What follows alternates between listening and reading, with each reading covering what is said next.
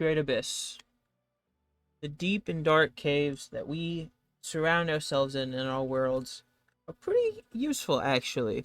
And in all honesty, I think they are worthwhile to explore, even as early game as the Stone Age. So, to start, I'm going to go over the kits that I usually use. This is going to be a kit for mainly the slow classes and new players. More spears, because if you aren't using Hunter, you're going to lack the range damage when throwing, which can hurt with your damage. The improvised armor, because you're new and you're going to get hit a lot. Plenty of healing, light sources, and building blocks. Building blocks are important just in case you fall in a hole you can't get out. It's nice to have some. This is my more advanced setup. As you can see, less healing. On Hunter, I only bring 2 spears, and the light source doesn't matter too much, so let's take this little pit here. So, the big thing with cave diving, first I'll start with that calm is the best condition you want, because it reduces the spawns you're going to see. So, on calm, you won't even get surface or deep spawns, which makes most light caving really safe. Next is that as you go down in a cave, just be wary. Remember how far you can actually drop, because as you can see here, you can get out still, but if you couldn't, that's why you have the backup blocks. So as we go and we go and we go, there's water, so we be careful. If you have to get into water, hold your torch in your main hand and then just distinguish it while you fall. So as things go on and on and on, continue on, and we just run through the caves. The main thing about caves is that it's all about speed. So as you can see, as I'm going to play normally, my main goal is to run through. And obviously we find everyone pretty quick because they spawn pretty commonly. And then look at that, 4 gears, a painting that could be sold, some apparel, even a chandelier, huge loot already found. We just keep on running. And what we're doing is as we run around, we're looking for things either that of our interest and or more ruins to make more money. Like saltpeter, bam, found. And as we keep on going, we're just gonna keep on going. So yeah, Drifter, the thing is we're not gonna fight, we're just gonna run past. That's your main caving, like, skill to learn, is that it's just ignore as much as you can. You're trying to get in and out as fast as possible, because the longer you stay, the more spawns you're gonna get. As you can see, now that I'm going pretty fast and moving along, granted it is calm, so they're gonna be able to do spawns, but I'm not really in danger. It's just a bunch of empty space. It's pretty safe what I'm doing. So as I go and I go and I go, we gotta get up, so we just go like this real quick. Gapping like that will prevent the Drifter from following me, so that's kind of why we did that. You hear a Bowtorn, but I know Bowtorn's up there, so I can safely just run down here without any fear. Just keep on going and going and going, running and running and running. Being mindful of water as we cave. Just keep on going. And the main goal is, first thing is you need to pay attention to make sure you know where you're going. So, like, just don't go into pits you can't escape. Just for example of the video, I'm just going to show you going down here.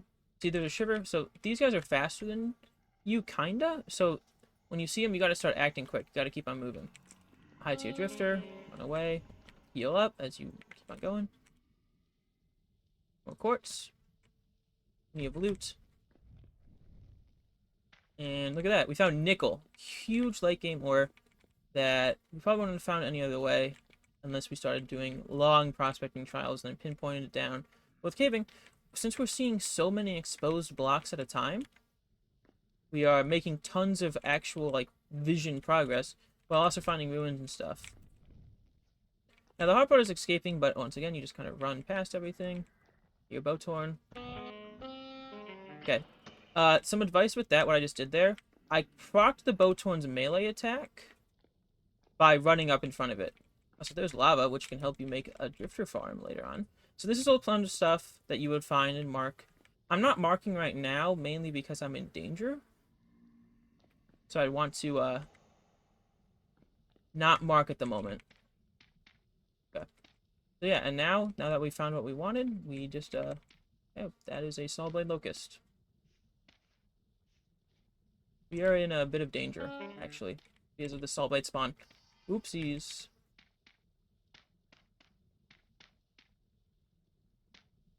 Okay. This is why you should just count your blocks. Be careful, pay attention. Yeah, yeah, that's just kind of how it works. Like, that's your general info. I'm gonna cheat to show you kind of how things spawn in this game, and show you like how much like actual ruins and like actual like loot is in caves. And then I'll get onto like ore spawning and time spent and prospecting and all that stuff. There's a locust nest over there. Hello. Yeah, olivine and stuff. Obviously, depending what stone type you're in can affect you. If you have access to tools and things, like if I had a pickaxe, I could just pickaxe right out right now. I won't have to like run around and try to find the entrance again. So there's a ton of ways to help yourself out. So this is why you play hunter. You can actually one-shot logos with a spear. So that's a huge difference that hunter has over other classes. Is the ability to do that. Yeah. Yeah. I'll probably cut to when I escape, but I'm not really in danger right now. I'm pretty safe, relatively speaking. Another ruin. Look at that. Tons of ruins. Look, I don't even know how to make a campfire anymore. I mean, a cooking pot. Just found one. Like, so look at that. Go back down here. Chest. Scythe. Tuning cylinder, bowl. Just don't even have to make a cooking pot and bowl. Done. Like, that's just skipped to this. Some cool apparel things that you might want to take. Tons of ruins are just all over the place to be found and looted. Look at that tin. Bam. Tin. Got tin down. Now, if I found service copper, I could skip straight to bronze. Granted, I'd have to get like an ore bomb or a pickaxe and a vessel, and you know, stuff like that. I still have to play through the game and whatnot and make the hammer. But as you can see, like, I basically just don't have to prospect for tin now because I found tin. Yeah, this is kind of how it is with caves. That there's just so much, you cover so much ground so quickly that it's pretty hard to not find something in all actuality. Obviously, you might not always find what you're looking for, which is why prospecting has its place. It's not useless. But the main idea here is that because of how much ground you can cover at so much speed and how many exposed blocks you find, it's so worth your time to do caving in the early game. I've looped back. Oopsie daisies. Yeah. That's kind of the important thing. Just if you don't have a memory, like if you can't remember where you're going, or like you're like me, who's kind of just winging it right now, and thinking about commentating more than where I'm going, um, you may need to like lock in a little bit more. But yeah, the whole idea is that like there's just so much. There's so much in games. There's so much. Hello, Shiba. Um. Okay, you just gave me a free kill. Yeah. Shivers sometimes do that, and they give you a free kill if they have a pop-in animation, and you can just kind of wail on them for free. I guess another thing is that you may want to bring food into a cave, but that's on me. Also, stones here. This is something to mention. If you ever fall in a cave or something, you can break like the stones off the ground, and you can break the stalagmites. If I can find a stalagmite real quick. There is a stalagmite. They're not uncommon. There we are. You can make a stalagmite, and then what you can do is you can take these stones and you can make fences. And then you can like let's try to find somewhere to I could pillar to real quick. But I can't like get out. Oh, perfect. Perfect. Right here. Okay. I can't make this jump, so I do this. Then I would do this. And now I can get out. Alright, hi past me. This is the part of the video where I kind of explain how ores spawn a little bit. So, a large majority of the ores spawn in flat disks that are quite wide. The reason why this matters a bit more is because when you have these large sheets discs, it means they're going to very likely cut into caves. So what I got here is I'm using a mod that basically is wall hacks, and what I can demonstrate here is that there's these two iron veins. There's an iron vein right here, right? And as you can see, it's so large and big, it clips into this cave. So if I was just running around through this cave system, I would find this iron vein. Same over here. Look at this. Iron peeking out right here. If I fly over down to these iron veins, what do you look at that? It's in this iron vein. Come on, chunks, load for me, please. Obviously, not every iron vein is going to be hit by every cave. But, come on, game. Really nice. Load.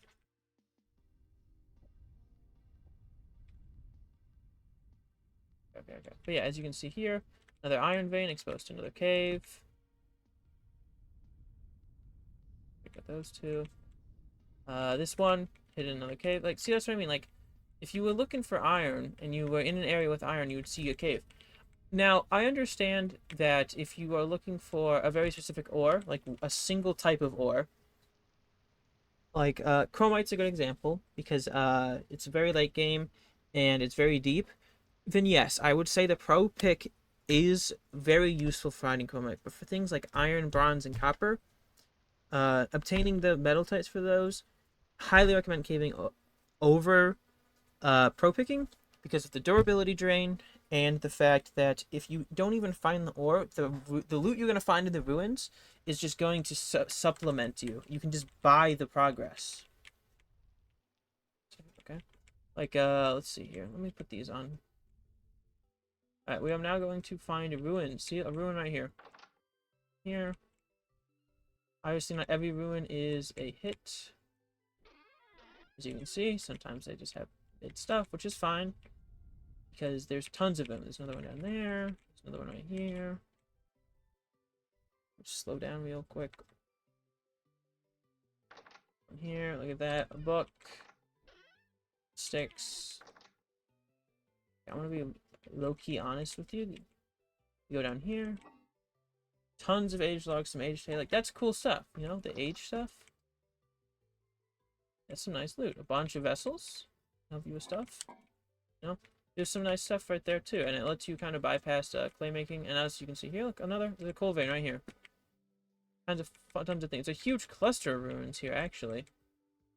We go in here. Hello, locusts. This is a pretty mediocre one. It does have some things. Scribe hood. It's so worth. And you also you find translator. Look at that, a 2-temp gear stack, You know, crazy stuff. Super good finds all around. Sees more crates to sell to traders. Cool little olivine thing.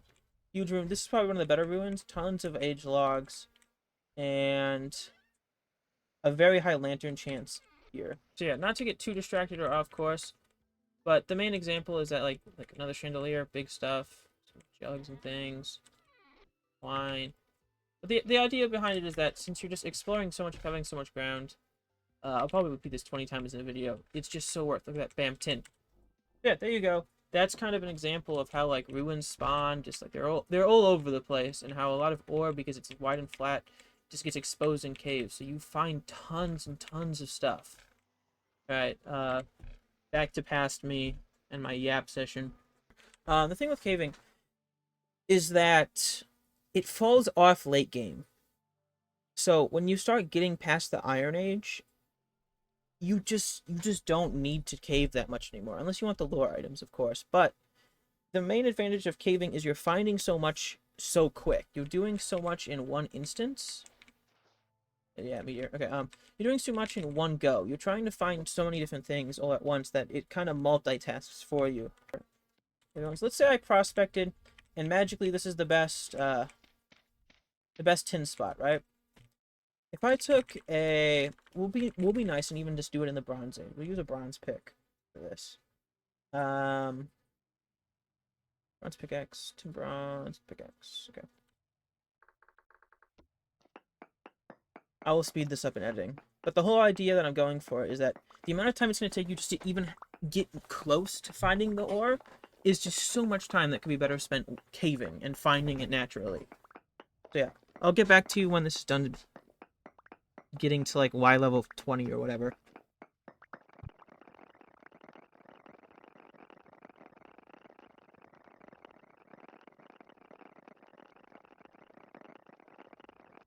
Alright, we'll get to the time later, but I'm stopping at 6 because you could then use the short range pick node on standard settings to go to the mantle to end up reaching the mantle. So that took a fucking long time, didn't it? And let's say you just don't hit it in the first one. Now you gotta dig a whole nother mine shaft doing the whole thing over and over until you hit the thing. Obviously, you may hit it the first time, but you probably will require at least 2 shafts.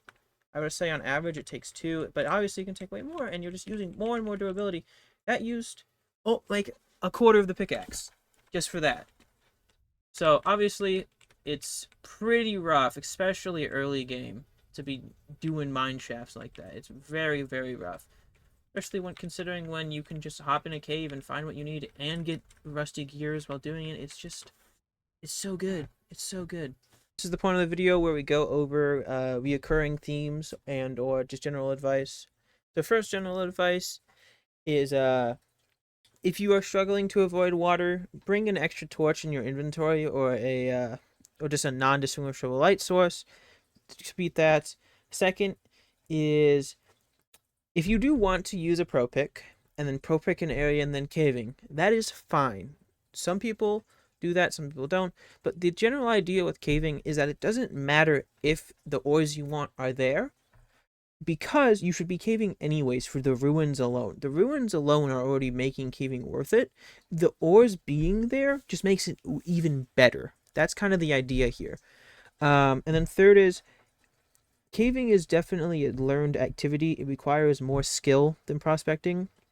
A lot of caving requires like a bit more reaction time, game knowledge, trusting yourself and confidence, because in the video you saw me go and like run past tier 4s, tier 3s, deal with a saw blade locust naked, and like if you can't do that, then stick to the shallows. Don't go as deep as I did. You can still get plenty of ruins as you saw and plenty of loot without having to go that deep. So the general idea is take your time if you need. Go when it's calm. If you struggle, if not, just go whenever. And armor doesn't matter. And I guess when it comes to late game, as caving falls off though, just put on some chain. Like once you get to chain, once you get that tier 3 chain armor, you're basically going to be unkillable in caving. So you can kind of just do whatever you want at that point. So yeah, that's about it. I hope you liked the video. I hope you were informed. I'm sure there's plenty of questions, and I will do my best to answer them in the comment section. And I'll probably make an update video with this, because I'm gonna make a movement video going over like different mobility options in the game and like when to use them, where to use them, how to support different movement options and stuff like that. So stay tuned for that, because they'll be going over on like what's the best way to travel in caves so you don't die and stuff. So yeah, look forward to that. Thanks for watching, and I'll see you guys later. Bye bye.